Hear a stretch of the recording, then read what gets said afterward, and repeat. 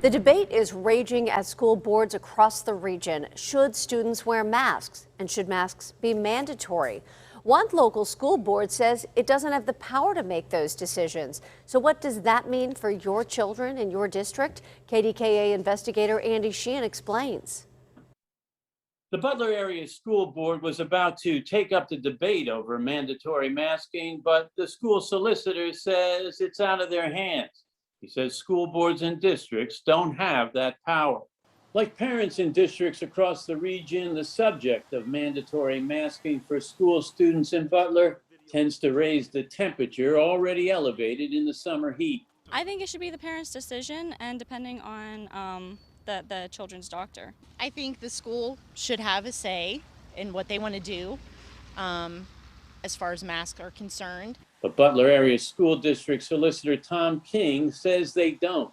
There is absolutely no reference in the Public School Code of 1949 to the wearing of masks.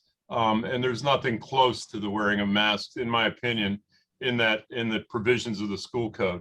Taking that advice, the district has sent this letter to parents saying it'll be up to them whether their child wears one this school year. Attorney King saying the state's codes governing school districts do not specifically authorize mandatory masking. So it's not that it doesn't say you can't do it, it has to say you can do it. And so the lack of something that says you can do it prevents us from doing it. Nora D'Annunzio, who led a successful fight for a mandatory mask order in North Allegheny, believes districts and their boards do have that power.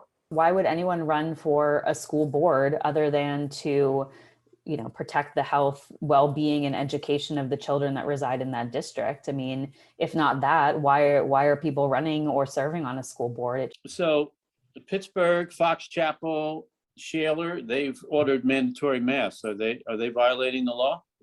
I'm not going to reach that conclusion. I'm sure that they've consulted with their own solicitors, and I'm sure that their solicitors have opined that they are allowed to do that. I happen to have a different opinion. And so far, individual school districts and boards are making their own decisions in terms of mandatory masking, but eventually it may wend its way into the courts for a judge to decide. Reporting in Pittsburgh, Andy Sheehan, KDKA News.